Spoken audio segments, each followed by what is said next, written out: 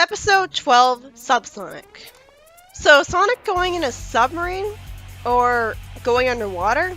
Underground? Like subterranean? We start out with a flying machine going in an outdoors brown area, a machine shooting a hole in the ground and sending something into it, cutting through something rock. Snively says they've been running at maximum power for 10 days, but Robotnik still wants better than 50% because he wants all of the oil down there.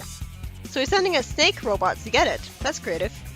Then the robot wakes up a monster who is sitting on a throne. Even more creative. See, another original character. This gets me actually invested in the unique world of SatAm. Thank you! They're never going to be better than the main characters, of course, but they're still necessary. A bunch of rocks fall because the laser goes off, and then we see green water spill out from underground and pollute the river. Sally complains that the young trees aren't growing because all the trees got sick. Sally calls Tails honey, and Antoine complains about the smell of the fertilizer while not moving away from it during that entire time because that would be smart. Meanwhile, Sonic plays an electric guitar that's somehow portable, standing on top of a bridge with a fishing rod on it. It makes sense that he'd do this while not bothering with simply waiting for a fish to bite because he's impatient. Then the fish pulls him along the river like it has super strength, implying that the pollution in the river caused it to mutate and become better, rather than dying a horrible death. Even if a few of the fish were able to survive the pollution, I don't see why they'd have super strength. It'd make more sense if it was a chomper. Where the hell are the badniks?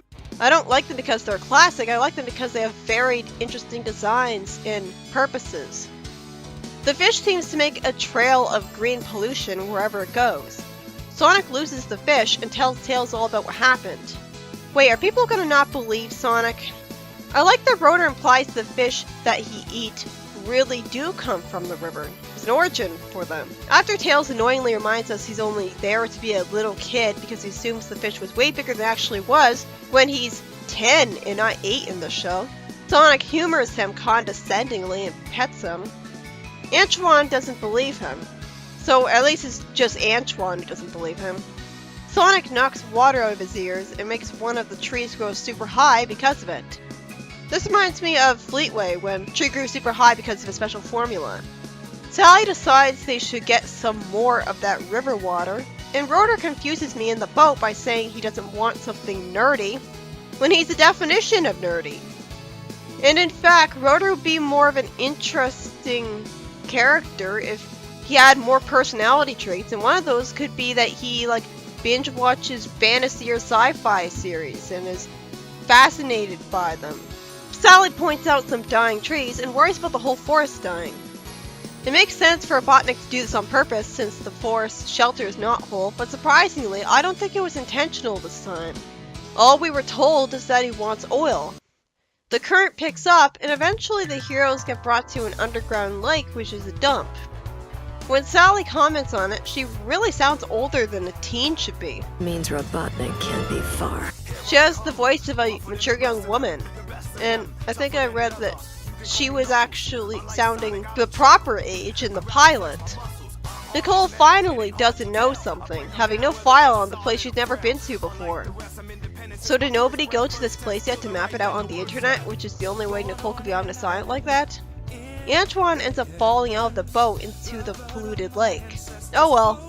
Logically that should have killed him from drowning at best, and long-term health effects from the pollution at worst, but that would be consequences. So I'm sure he'll be fine. Sonic moves his legs on the surface of the river to save them from falling down the waterfall. Sally kisses him and compliments him for being brave, thanking him for saving them. Good, that's a nice change of pace. The water is boiling with pink Megamac and starts to break their boat, so Sonic jumps out of it onto a bunch of vines and the heroes grab onto them from below, and Sonic climbs away. They start going through a pretty looking forest with pink spotted mushrooms. How could a forest survive underground? It is underground, right? A Venus flytrap tries to attack Sally and Sonic gets threatened by both. Good, Sonic has... Never mind, I thought he'd destroy them with a spin dash. And I was about to compliment him on having the guts to attack an organic life form trying to hurt him, not to mention attack something with his spin dash for once. but instead he was more creative and made the flower wrap around itself. That would still end up killing it from starvation because it wouldn't be able to move to eat its flies though. Sally disappears, being apparently kidnapped just like Antoine. Rotor finds Sonic's fishing pole, and I would expect it to be just Rotor who fishes. And Sonic gets grabbed by the same giant monster we saw at the start of the episode eons ago. It tries to eat Sonic as he can't escape his fist, and it blames him for what happened to his domain. Why? If he thought Sonic had polluted the place, you know, with its endless amount of pollution, why would Sonic ever come back to the crime scene? Pollution would be bad for his health too. Rotor finds the same green water, says there's no wonder the place is so green, and gets some of that water for the Great Forest benefit. That's interesting. He gets rid of the rocks blocking the way to the water and saves the Great Forest. Good, Rotor was useful. Don't get used to that. Antoine blames Sonic for them all being trapped in mud. At least Sally lampshades it. Antoine says that Sonic's a hero and he still can't keep them out of this, justifying blaming him. Sally tells Sonic to try again for the ring, which he has a hard time doing since he's stuck in the liquid. Rotor gets threatened by a snake robot and wastes time asking what that is, which almost gets him hit by a laser. It should be obvious what that is. Rotor hears his friends calling for help and gets grabbed by a green tentacle, causing him to have to hold on to a rock, and eventually the green tentacle decides to let go of him because it was feeling generous that day. This Deus Ex Machina miraculously lets Rotor save everyone. He even wastes time saving Antoine. I guess his friends and him would be sad if he didn't. Sonic acknowledges him as a hero and Sally kisses him, thanking him. Antoine then annoys me talking like he's a big hero, and him saluting him doesn't make up for it. Sally lampshades that she should have known Robotnik was behind this since he's behind everything ever. Then the monster threatens the heroes. He says he was once king of a beautiful world, but the surface creatures destroyed it. He coughs and says he's the only one left. Sally tells him about Robotnik, and then the snake robot ties around him and starts to attack. Rotor says the snake is from Robotnik's drilling platform. Sonic goes there and the alarm goes off because he was detected and he's surrounded by robots. Why does he take these robots so seriously? Just spin dash them! He presses a button to send the Shadow Swapbot's chair in reverse out of the room, and presses a button to ruin Eggman's plan. Seriously, these guys are the Shadow Swapbots. It's almost like the dimension Eggman came from in the comic actually was the SatAm one, since those robots are his trademark in the comic. No other Robotnik is associated with these Shadow Swapbots. Other zones can be in other time periods after all, and it was originally planned that it would be revealed that Mobius in SatAm was after an alien invasion. Like, that wasn't just Buller's idea, he was actually adapting a SatAm idea. I don't think the Zorda were specifically the problem though. Anyways, Sonic sings while pressing all of the buttons, ruining Robotnik's plan while he pretends to play the piano, having fun with what he's doing. This makes him better than Color Sonic. Then the green water is used on the Great Forest, and Rotor puts an ice pack on his head and says that being a hero is exhausting, and he's happy to just be a handyman.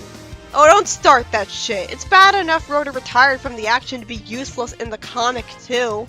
For once, I'm glad the show has no regard for basic continuity. This story was about Robotnik's oil drilling snake robot polluting the Great Forest and making a monster angry underground.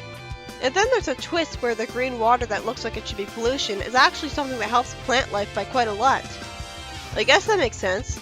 Green is a symbolic color in nature. But it's still confusing. The monster blames the heroes for the pollution that wiped out his kind just because they're there in a polluted area. So he kidnaps them. And eventually the day gets saved by Rotor for a change as he pulls the heroes out of the mud and frees the green water from some rocks. They can make a green world with enough water like this. But Robotnik just polluted again anyways.